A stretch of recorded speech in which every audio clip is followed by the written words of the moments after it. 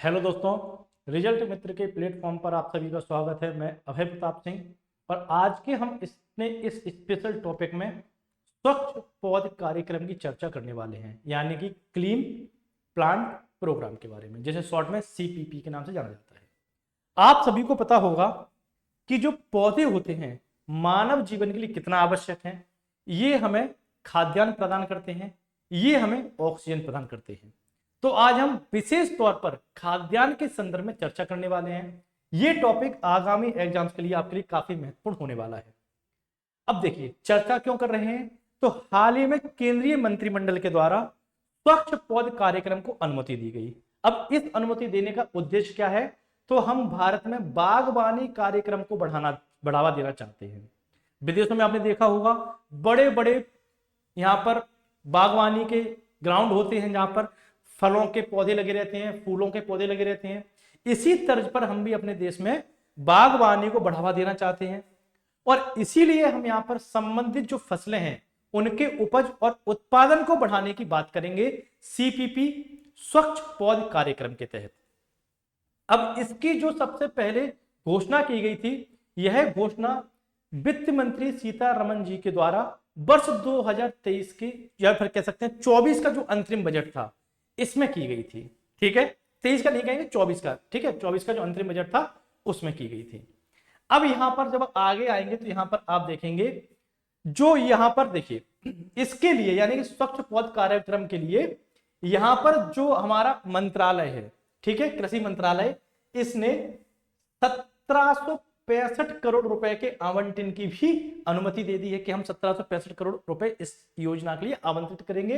ये आपके अंतरिम बजट 2024 के अंतर्गत किया गया है। ठीक, अब देखो, अब ये 1765 करोड़ रुपए जो आवंटित किया जाएगा, इसकी व्यवस्था केंद्र कहां से करेगा, तो इसकी व्यवस्था के लिए केंद्र यहां पर आप देखिए एकीकृत विकास मिशन यानी कि MIDS से प्रदान किया जाएगा आधा हिस्सा, और आधा हिस्सा यहां पर हम लेंगे एशियाई विकास बैंक से, एशियन डेवलपमेंट से इसका आधा हिस्सा लेंगे। ठीक है, तो इस प्रकार से इस योजना के लिए हम फंड की व्यवस्था करने वाले हैं।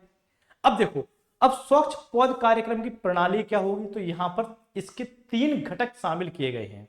पहला घटक, इसके अंतर्गत हम जो फसल का उत्पादन बढ़ाना चाहते हैं उनके बीजों को शोधित करेंगे, उनके बीजों में शोध करेंगे, चेंजेस करेंगे, और अच्छी से अच्छी किस्म की जो पौध होगी उस फसल की, उसे हम विदेश से भी भारत में मंगाएंगे। दूसरा, यहां पर आप देखेंगे किसानों के आय के अवसरों में वृद्धि करने का हम यहां पर प्रयास करेंगे। देखो, किसानों की आय हम दुगनी करना चाहते हैं। केवल जो खेतों में कृषि की जाती है उससे आप आय दुगनी नहीं कर पाओगे, किसानों को पशुपालन भी करना पड़ेगा, उसके अंदर मछली पालन, मुर्गी पालन और भी जानवरों का पालन करना पड़ेगा, साथ में बागवानी भी करनी पड़ेगी, तब आपकी आय दुगनी होगी। फिर यहां पर आप देखेंगे तीसरा, वायरस मुक्त उच्च गुणवत्ता वाले रोपण सामग्री को बढ़ावा देना। हम इस योजना के तहत ऐसी सामग्रियों को बढ़ावा देंगे जो वायरस मुक्त है, अगर हम उन्हें लगा दें तो कीट पतंगों से वह नुकसान ना हो। ठीक है, कितना भी कीट पतंग आतंक मचाते रहे उससे उस फसल को कोई नुकसान ना हो, इसको भी यहां शामिल किया गया है।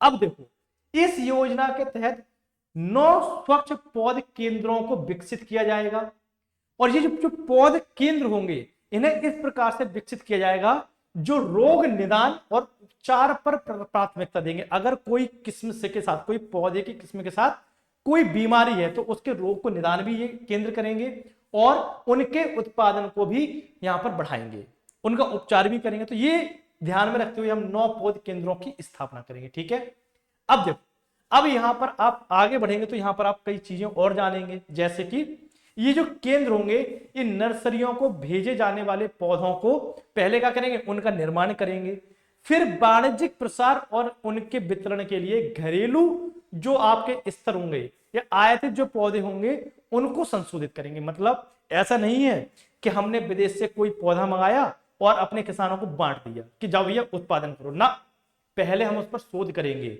भारत की जलवायु के अनुरूप है या नहीं, हमारे देश में ऐसा तो नहीं है कि इससे कोई नुकसान हो जाए। जैसे कई सारी चीजें होती हैं जिन्हें हम विदेश से मंगाते हैं लेकिन भारत में फैल जाती हैं। आप याद कीजिए, गाजर घास जंगलों में खड़ी रहती है, ये हमारे यहाँ के उत्पादन नहीं है बल्कि हमने इसे जब पुर्तगाली आलू लेकर आए तो उसके साथ में गाजर घास आई थी भारत में, और ये पूरी एक प्रकार से भारत में उग गई। तो इन चीजों से भी हमें बचाव करना है अपना। इसी प्रकार से आप देखेंगे स्वच्छ रोपण के तहत हमें गुणवत्ता के ऊपर भी ध्यान देना है कि गुणवत्ता भी कम ना हो। जो इंटरनेशनल मानक है उसके अनुसार से हम यहां पर वृद्धि और वितरण कर सकें। संबंधित पौधों को बाद में किसानों को वितरित किया जाएगा। पहले हम पौधों को देखेंगे, परखेंगे, जांचेंगे, उसके बाद किसानों को यहां पर हम रोपण करने के लिए प्रदान करेंगे। ठीक, सीधे सीधे हम उन्हें नहीं देंगे। अब देखो, अब यहां पर आप देखेंगे स्वच्छ पौध कार्यक्रम की जरूरत क्यों पड़ रही है हमें। तो आप सभी को पता होगा 2011 में हमारी जनगणना थी, जनसंख्या थी 1,21,00,00,000। 2023 में हो गई 1,44,00,00,000। आने वाले समय में ये और बढ़ेगी, तो खाद्यान्न पूर्ति की आवश्यकता है। साथ में आप पाएंगे कि जो फल होते हैं ये जल्दी खराब हो जाते हैं, तो विदेशों से मंगाते हैं हम इन्हें, तो एक प्रकार से ये आधे फल तो खराब हो जाते हैं। तो इसी वेस्टेज से बचने के लिए हम अपने देश में ही अलग अलग किस्म के पौधों को उगाएंगे। अगर हम भारत में बात करें साग सब्जी और फलों की, तो चीन के बाद सबसे बड़ा उत्पादक भारत है। सबसे बड़ा उत्पादक कौन है? चीन, फिर भारत आता है। तो भारत चीन को इसमें पीछे छोड़ना चाह रहा है, इसलिए हम अपने देश में फल और सब्जियों के उत्पादन को बढ़ाने का प्रयास कर रहे हैं। 2013 से लेकर 2014 इस अवधि की डाटा की बात करते हैं, यहां से लेकर 2013-14 से लेकर 2023-24 तक अगर हम बागवानी फसलों के क्षेत्रफल की बात करें, तो यहां पर आप पाएंगे 24 मिलियन हेक्टेयर से बढ़कर 28.63 मिलियन हेक्टेयर हो गया है। कहने का तात्पर्य यह है कि हमारे देश में 2013-14 में जो बागवानी फसलों का क्षेत्रफल था ये 24 मिलियन हेक्टेयर था, जो कि 23-24 में बढ़कर 28.63 मिलियन हेक्टेयर हो गया है। इसी अवधि में यहां पर आप देखेंगे 277.4 मिलियन मीट्रिक टन उत्पादन होता था। उत्पादन भी हमारे यहां बढ़ा है, 352 मिलियन मीट्रिक टन हमारे यहां फल और सब्जियों का उत्पादन हो गया है। तो हम चीन के बाद दूसरे नंबर पर आते हैं। यहां पर आप देखेंगे भारत ताजे फलों का प्रमुख निर्यातक और आयातक दोनों है। जिन फलों का हमारे यहां अतिरिक्त उत्पादन होता है उन्हें हम बाहर भेज देते हैं, और जो फल हमारे यहां कम होते हैं उन्हें हम बाहर से अपने देश में मंगा लेते हैं। ठीक है, अब देखो यहां पर अगर हम बात करें वित्त वर्ष 2023-24 की, तो इस अवधि के दौरान भारत में 1.15 बिलियन डॉलर के ताजे फलों का निर्यात किया है। ठीक है, मतलब 23-24 की अवधि में हमने 1.15 बिलियन डॉलर के ताजे फलों का क्या क्या निर्यात किया, जबकि इस दौरान ही हमने 2.73 बिलियन डॉलर मूल्य के फलों का आयात किया। तो इसमें हमें क्या हो रहा है? नुकसान हो रहा है। इसी नुकसान की भरपाई करने के लिए हम क्या कर रहे हैं? हम अपने देश में ही फलों को उत्पादन करने पर ध्यान केंद्रित कर रहे हैं। ठीक है, अब देखो यहां पर खेत में बढ़ती खपत के साथ क्या हो रहा है? देश में हमारे फलों की खपत बढ़ रही है। तो इसमें आप देखेंगे विशेषकर विदेशी सेब, एवोकाडो और ब्लूबेरी जैसी जो विदेशी फसलें हैं, इनके उत्पादन में वृद्धि हो रही है। इनका उपभोग करना हम प्रारंभ कर चुके हैं, तो इन्हें हम बाहर से मंगाते हैं, इससे अच्छा हम अपने देश में ही उत्पादन करें।